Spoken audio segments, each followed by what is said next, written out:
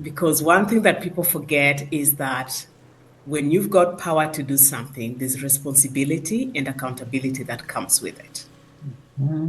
But where there is so much uncertainty and yet communication is also not clear, people will feel in the vacuum. And, nature abhors vacuum. Yes. People will feel in with their own assumptions, with their own fears, with their own anxiety or excitement. And you do not want 10 different narratives out there. So clear communication, where things have been accomplished, what we are still struggling with, what we are hoping for, needs to be out there. The chair of the international board at the time would say, we are building the boat while sailing. So you have the boat, but the full boat is not here, but we have to keep moving. If we stop sailing, we will drown. If we stop building, we will drown. So we have to keep just seeing what fits in, and we keep building the boat while sailing.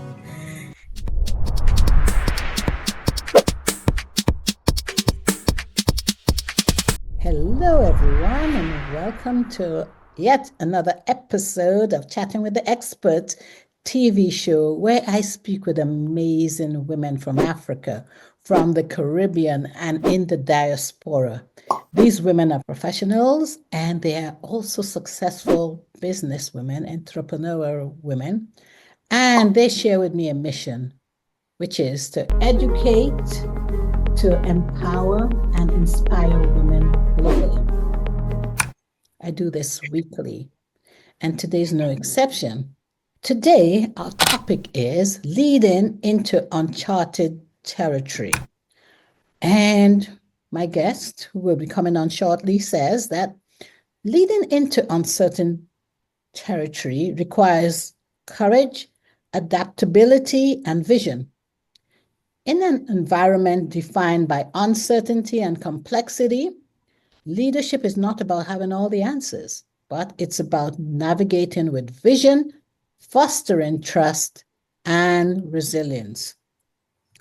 Josephine Oguta has 25 years of strategic leadership experience in international development and human rights organizations, of which 19 years she has spent specializing in leading change within global development organizations, designing inclusive governance frameworks that empower organizations to rethink their structures and policies, fostering power balance and strengthening inclusive decision-making and broadening equitable South-South and North-South partnerships. She has led in organizations such as ActionAid International, SOS CVI, CARE International, AMREF International, Help Age International Kenya, amongst many others. Wow. My guests always fascinate me. So with that, I'd love to welcome Josephine to Chatting with the Experts. Welcome, Josephine. Thank you, Paula. Pleasure to be with Chatting with the Experts. Thanks for the opportunity. Yes. Your bio is impressive. I didn't even know where to stop when reading it. I'm like, whoa, I've got a dynamite here on my hands. That's 23 years condensed in a paragraph. Condensed in a paragraph. Wow. Off camera, I was saying we were reminding each other how when we first met virtually, of course, we meant to speak for 15 to 30 minutes. 1 hour later, we had to say bye. And we still had so much to talk about. So, when she told me that she could fit a busy calendar into my calendar, I grabbed it. And so, Josephine, thank you. You're welcome. My pleasure. So, we're talking about leading into uncharted territory.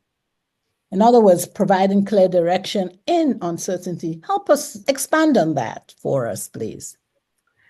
Well, I have been fortunate in my career to be hired or to serve in organizations that are interested in changing. In the last, I would say, 2 decades, most international development organizations have been very keen on changing how they're structured, the issues of neocolonialism, just balancing the power between the North and the South and localizing their operations. So I have been fortunate to help many of these international organizations in changing those structures. But many a times you find that there is a vision of what they want to become, but there are very little examples of who has done it. So it becomes very uncharted territories, and all you've got is a vision to work with. I remember when I started at ActionAid International, we had a 6-page memorandum of understanding where the northern founding organizations had come together and they say, we want to create a federation. Mm-hmm. And ActionAid was operating in over 43 countries at the time. And they want to create a federation of equal members. At the time, my goodness, that's almost 20 years ago now. In fact, it is exactly 20 years ago because it was 2005 when I started off with ActionAid. And at the time when they looked at it, there were very few international organizations who had done that, devolved their country offices to be independent entity who then came back to more or less form this federation that empowered collectively but also empowered them individually. And therefore, leading through that uncharted territory required building a lot of trust. It required the ability to explore, be willing to make mistakes, and quickly, I would say, fall forward, accept when things are not working, and just re-engineer and move, re-engineer. The chair of the international board at the time would say, we are building the boat while sailing. So you have the boat, but the full boat is not here, but we have to keep moving. If we stop sailing, we will drown. If we stop building, we will drown. So we have to keep just seeing what fits in, and we keep building the boat while sailing. And therefore, keeping a clear vision is one thing that I believe helped us in navigate that uncharted territory. Yes. Wow. So, just thinking about that, building a boat while sailing means you have to build trust, because you got to trust the captain, you've got to trust the fellow sailors, because you're sailing in uncharted waters. So Yes. how do you go about that? I mean, it takes courage, a lot of courage. It takes being open to change, being flexible. Tell us more, because, yeah, there's so much uncertainty in Yes. general. Well, building trust, one thing that it takes, I would say that it takes a lot of courage and knowing who the stakeholders are. Sometimes it's easy to identify the bigger stakeholders who are loud in the process and to really just hear them and believe that you're forming a structure that involves everyone, because the louder parts of the organization may get heard more. But in order for you to build a system that people really trust, you have to be courageous enough to go into the smaller country offices, the smaller stakeholders whose voices maybe have been stifled throughout the history of the organization, and hearing from them, what does this change really mean for them? What does being empowered really mean to them? And not only being empowered, but are they ready to take on that power and be different in the process of that power? Because one of the things that I realized was, as you're working to empower the southern part of the organization mostly, there's usually hesitation because they tell you, we want to be empowered, but we are fearing this power will mean that if we don't look enough like, say, ActionAid UK, then we are not succeeding. But do we have a safe space to be empowered and to operate, to remain authentic to our identity? So building trust that this system is actually opening doors and it's not a cookie cutting system.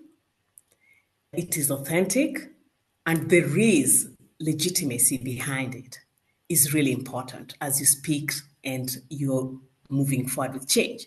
Because change can be very theoretical and superficial. And we know sometimes, especially in the development organization, sometimes the organization is implementing a change just because a donor has asked for it. But at the heart of the organization, it isn't there.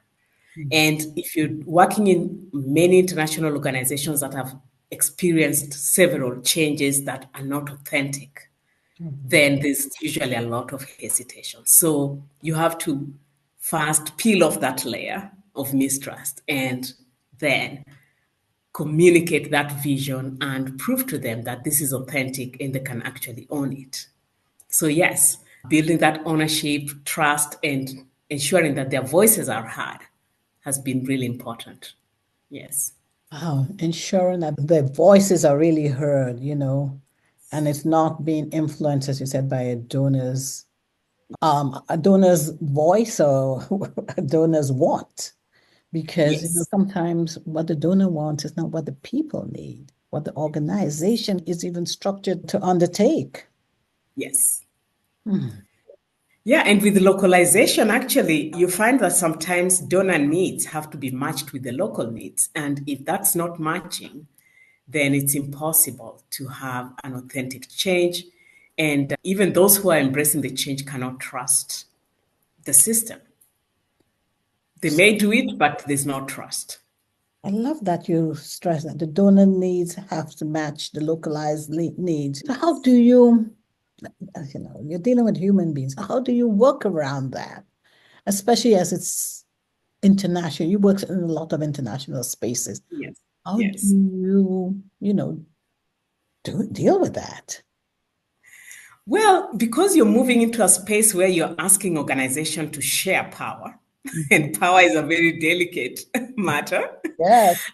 Sometimes we feel there is not enough to go around, and I usually believe power is a very big pie. If you just cut it right, there's enough to go around. So, how do you do that? It's first and foremost understanding where power has been imbalanced Mm. and genuinely addressing that. Mm. And then finding out if the change that is being proposed is willing to address those power imbalances.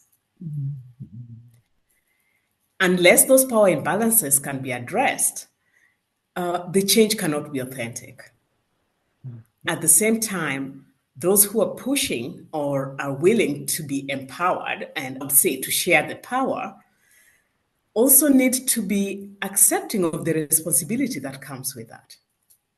Because one thing that people forget is that when you've got power to do something, there's responsibility and accountability that comes with it. Mm. Yes, I remember whenever we spoke about independence, part of the organization becoming independent, many organizations, part of the organizational country offices thought they could now do anything that they want. But in order to be part of a global ecosystem, there is more interdependence in this Yeah. than independence. And bringing out the interdependence component is earlier on in the conversation rather than later when people already have these false assumptions of what power means to them is very, very important. So you bring the interdependence need. We all need each other to succeed. What would that mean? What responsibility are you willing to take on? Which ones are imposed, which ones are legitimate, what that vision would look like for you. And also the parts of the organization that are devolving, maybe the excess power that they've held. Finding out the implications of that, which ones are policy, what systems will be required, because you find usually most of the time, the part of the organization that is devolving power has had the opportunity to make mistakes or to restructure for several decades. While if this power is being devolved to you, you're almost expected to hit the ground running. Mm. Mm. Mm. And the question is there room for us to have a teething process? Mm. Is Mm. there room to pilot before this is devolved too far? is the capacity going to, and systems going to be put in place and resources put in place before we are told we now need to be autonomous enough to raise our own funds? Is there going to be capacity devolved to accompany the responsibility? And that is a challenge because, unfortunately, sometimes I've worked with organizations that the devolution is not purely strategy led, but it is resource constraint led. Where it's a strategy to do more and to have deeper impact, it has been a beautiful process. But where the headquarters are seeing the donor landscape changing, and therefore they're devolving because they can no longer raise funds, say for emerging middle income countries, and yet they had not invested sufficient capacity for these country offices to raise their own money, but they're being devolved to this responsibility. It has not been a very easy space. So those are some of the challenges that comes with it, and therefore change, when it's at the heart of the mission and it's to expound impact, it's a beautiful process to work on the North-North, South-South partnership. But where it's just as a way of now devolving responsibility because the donor appetite has diminished, while the mission or the work is still relevant, it hasn't been an easy one. Yeah. I can only imagine the difficulties that arise from that. And that's where I guess you come into play.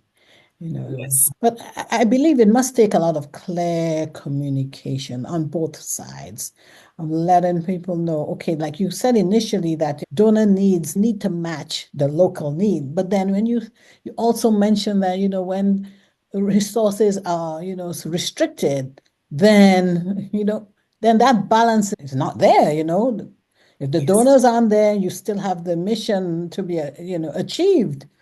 Yes.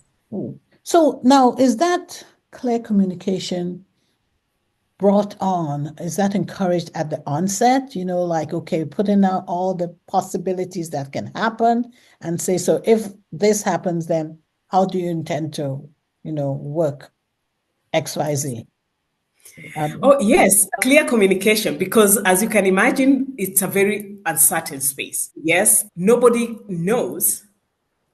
We all have a vision of what we want, but how do we get there? You could try one route, you try the other, and it's not working. So you need to be very clear, first and foremost, why we are doing this and transparently communicate. If it's due to funds that are dwindling, say it is due to dwindling resources. If it's mission driven, say it is for us to expound impact, so that there is a system that enables you to succeed can be put in place, and clear communication that's transparent can also be put in place. Now, clear communication, sometimes you actually don't know what the next step looks like or would look like. And yet you need to be ahead of the team. At any given time, you need to be one step ahead. Otherwise, there's disarray. Now, you need to know that when you're doing change, there is self-preservation that is there, because some people like the current system and they don't see themselves surviving outside of the current system. There are those who are anxious about the new system, and then there are those who are really excited. But if you level the ground by making transparent, clear communication available to everyone to have a conversation, leading leaders is very important, because the leaders need to make sure that at every level where they are, they're communicating to all the levels of the organization. So making sure that every leader, whenever they go to their forum, their country team meetings, global meetings, they're clear about what we've done so far, where we are heading, and some of the steps that needs to be still taken care of. Even if we don't know how, clarity on the what needs to get done in order for us to get where we're going is very important, because as a leader, it gives you courage to defend the mission. But where there is so much uncertainty and yet communication is also not clear, people will fill in the vacuum. And nature abhors vacuum. Yes, People yes, it will does. fill in with their own assumptions, with their own fears, with their own anxiety or excitement. And you do not want 10 different narratives out there. So, clear communication, where things have been accomplished, what we are still struggling with, what we are hoping for, needs to be out there. Yes. In that way, the rumors are muffled and confidence is built. Also, letting those who are involved in the change take ownership of the messaging and ask them to interpret it in their different languages so that any staff, regardless of the level of their work, whether they're in the front line, whether they're just doing office administration, they understand what this change entails for them. Yes. I love that part about taking ownership of the messaging, so that they understand what part and the impact that their messaging will have on, the population that they're serving. Because Yes. that's so relevant. That's so needed, especially as you said, when things are so unpredictable. Because Yes. if that clear communication is not there and people jump in and you say some out of anxiety, some Yes. out of excitement, it's a mixed message, isn't it? Yes. And even self-preservation. And yes, self-preservation is there. When you're changing, there's some people who like the current system. Yes. Yes. They really cannot imagine how the organization would look like outside of the current system. And remember, you're moving into uncharted territory. So you cannot even draw an example from within the organization to show them. Yes. Luckily enough, the most recent changes I think have been slightly easier as opposed to when ActionAid International were trailblazing. Right now, you find there are more organizations that have done the localization in different ways through networks, through federation, and therefore you can find more peer comparisons. Mm. But I will not tell you that even if you have peer comparison, it's easier. Many organizations believe they are unique. So, usually also communicating that, yes, we may be unique, but we are not that different. And we can still borrow a leaf from a peer and then customize it to our own needs. But making yourself absolutely unique as if there is nothing you can learn from the sector is also a narrative that has been used to more or less prevent the change. Mm. Yeah, so consistently saying, yes, there are others who've done it and succeeded is making these changes a bit easier lately. But a bold organization like ActionAid International, it was at the heart of their mission, and they were willing to build the boat as they sailed. It was a very exciting opportunity working with them. I mean, it's been almost, I would say, wow, I would say 14 years since I worked with ActionAid, but that change shaped the lens through which I see institutional transformation. I've done several transformations since then, and I would say many of them have succeeded because I know what authentic change looks like. And therefore, if you have a good benchmark, it's very easy to know when things are not going according to authentic change. Yes. It was a very authentic process.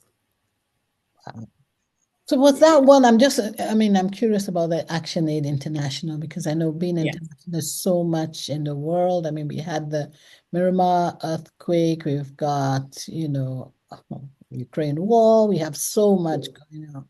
And it's been 14 years, as you said, since you worked alongside with them. Yes. Um, are you still in contact with people there? Just curious. Oh, yes. Oh, yes. I'm still in contact with them because, I mean, as I said, it was a very authentic change that required you not only to be professionally involved, there was a lot of emotional investment that went into that change. I remember the times when the CEO and I, there's a board meeting coming up and we need to present a structure. There was a time we worked 2 days almost back to back when we were shaping the federation structure. We had a consultant who'd done a research for us, and when they gave us the final paper, it wasn't anywhere near what we had envisaged. Ooh. And so we had to rewrite it in 2 days. Ooh. Ooh. Yes, because we knew what the organization wanted. And so we said, no, there is a framework here. Let's dig within us and populate it. Let's not throw away the baby with the bathwater. What the consultant has given is a good framework, but it's Mhm. not what we want.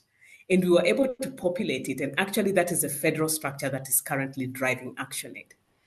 Ooh. Yeah, over 14 years later. So there was a lot of investment. And yes, I've been involved with ActionAid since then. I've facilitated one of their General Assembly meetings where it was, I mean, it was private. When I left, they had like 12 new members who had come in, 14 in the process. But when I was facilitating this General Assembly of members, there were like 38 members eligible to vote in the room from Ooh. six, where From we had six, so started. that's So it was just a pride to see the international board is so diverse. This is an organization that started with a UK only board. Then the UK board started diversifying a bit. And now, if you look at their board, it's a global board. You know, you want someone from South America, you'll find them there. North America, Europe, Africa, and it's not just Africa as one. They acknowledge that there are different parts of Africa. So you'll find East, West, North, not. South Africa, Yes. all represented in there. Yes, so Australia, because they work up to Australia. So, I mean, I would say it was a gift that I managed to get back into that space.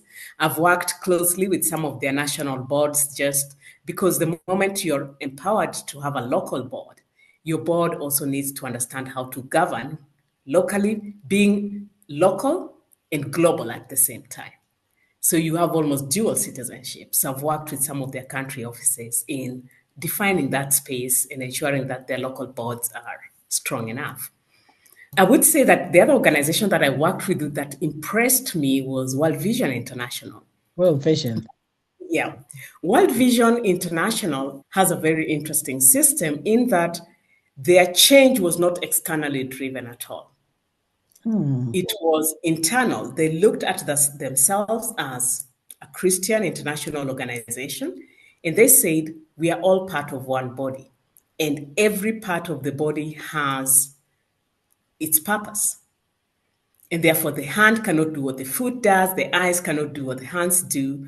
And it is important that we acknowledge and treasure each part of this body. So we are one body, one federal body, but we are a single partnership. And they brought in members from all parts of the organization. Although they are a federation, it's a very different kind of federalism. So sometimes you find a lot is still centralized, but they are open to empowering every part of the organization because they know the hands need to be the strongest hands in order for the whole body to function effectively. The eyes need to be the best sight, 2020 vision. Yes, 2020 vision in order for them to have clear foresight. So, with that principle, you find balancing the power becomes much easier for them. They're not struggling against external forces, it's internally motivated.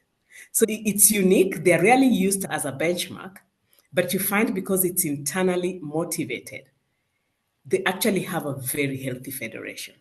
Their approach is very different. So many organizations that try to structure into global federations rarely use World Vision as a benchmark. But I went in there, and one thing I learned about was the graduation process of taking institutions step by step and allowing them space to participate even while they're still growing as part of their growth process. So that was a good 5 years experience there too. So I've gleaned from different organizations here and there. So I think those who I'm working with right now, yes, there is a treasure trove of different kinds of examples we can draw from. Yes. Well, World Vision just touched my heart because you said it's a Christian organization and I'm Yes. a Christian. And it just touched, it's biblical. I mean, I think Yes. it's in First Corinthians. I think, Yes. yeah, Yes. 12, I think Yes. it It is. is. Yeah. Yes. It says, there are many parts, but one body. And Yes. But one. Yes. Yes. And that seems to be the principle. Once you started talking about it, I started getting very excited, just thinking, wow. This is exactly what the body of Christ stands for, you know?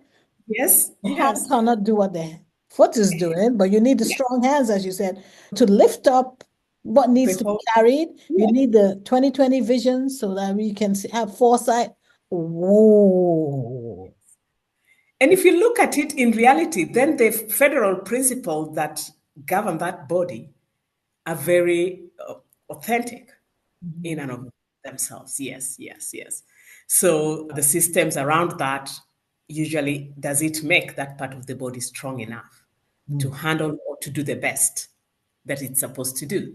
So it's a very different kind of question to when you're just looking at federalism as a political or an organization structure theory. Mm. Yeah, yeah, yeah. Wow. Wow. Yes. Oh my gosh, I could talk with you forever. But there's I something know. something we talked about, because with all of this, as you say, we're still dealing with human beings, trying to take care of human beings' problems in one way, because we didn't live in a world and it's humans who run the world for the most part. Yeah. So in your work so far with all these international organizations, how open are people to like falling forward, learning from and embracing their mistakes while, learning at the same time and celebrating that, we're human. You're gonna, I'm afraid, Yes. things are gonna go wrong. Yes. I would say that theoretically, Mm. you'll find that it's written that yes, we are willing to fail and fall forward. And usually, how do I put this in a neat way?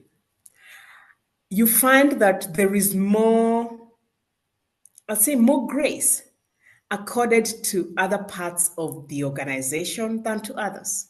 Mm. And therefore, you find that a mistake in one part of the organization could be considered as, oh, that's a learning opportunity. Mm. Whereas a mistake in another part of the organization is you failed, you do not deserve to get that opportunity again. Mm. And therefore, while handling this change, balancing that tension to ensure that everybody has equal opportunity to fall forward and to self correct is provided is usually a very big challenge. First and foremost, there are resources involved because whatever you did, even if it was experimental, there were resources that were invested in it, Mhm. time that was invested in it. Humanitarian organizations, the mission, the front line is an emergency. Constantly, life issues don't wait. So, with limited resources to facilitate actual institutional change, sometimes the space for falling forward could be limited. Mhm. And if you don't ingrain it in the change process and say that there have to be resources invested in experimenting and opportunities to learn, it makes actually the failures less expensive. When you don't accord that opportunity to fall forward, I don't want to call it failure because there's a lot of learning that comes through Mhm. it. When you don't put resources into it and you just insist on staying on a specific path, even if it's not proving to be the right path, Mhm. it normally you say, oh, this change, the direction was wrong. We made a mistake. What we had previously was better than what we are aspiring for. But the reality is that no, you did not give the change the opportunity to crystallize and to transform with the organization. Yes, yes. So falling forward, yes, it's a good space to create, but resources have to be put or invested there for organizations to learn, for people to re-engineer, go back to the drawing board and say, what needs to change here? What worked well, what didn't work well, and how can we forge forward? Yes. Josephine, this has been an incredible learning session for me, as I know it has been for those who have joined us. So, for those who will later ask you questions, yeah, they have an opportunity to ask you all. There's so many more questions I have for you, but we'll leave that Yes. for the audience. But if someone wants to get in touch with you who's watching this recording and Yes. hasn't had the opportunity to join in the audience, how can they get in touch with you? Where can they find you online? Well, online, LinkedIn, Josephine Oguta on LinkedIn, Josephine.Oguta. And via email, if you'd like to reach me via email, I'm on Josephine_Oguta, that is Oguta at outlook.com. And I'm always happy to connect with in any other channel that the person who contacts me would like to get in touch. Yes, and I'm currently in full-time consultancies. I usually have, well, after 5 years of service, I take a break, go out, learn from other organizations as I also pour into them what I've learned from my experiences. So I'm currently in full-time consultancy, looking at organization redesign, development, governance restructuring. And I'm enjoying it so far. Yes. My last assignment just having been with SOS which was an exciting, challenging one as a 75-year-old organization that was totally transforming its governance structure. So it was an exciting one, but successful one. And I'm looking forward to many more coming up. Yes. That's so Opportunity. exciting, so exciting. And for Yes. those of you who enjoyed what you just heard, who listened to Josephine Oguta, if you'd like to be a guest just like she has been, please reach out to me, Paula Okonneh, on my website, which is chattingwiththeexperts.com. I'm on LinkedIn as Paula Okonneh. I also have a page there. I have to look into that even more. I am on Instagram, and my handle there is at chat_experts_podcast. I'm on Facebook as Paula Okonneh, and I also have a business page, which is Chatting with the Experts on Facebook. And last but not least, we have a YouTube channel. It's Chatting with the Experts. So subscribe, visit me on LinkedIn and all the other social media resources I mentioned, which is IG, Facebook, and reach out to me. And you, in turn, can inspire, motivate, and empower women globally. So now, well, thank you so much again, Josephine. This has been very, very, very interesting. 30 plus minutes hearing more about leading in uncharted territory. Thank you. Thank you, Paula. It's been a pleasure. And now we open up the floor to all those who joined us. Thanks.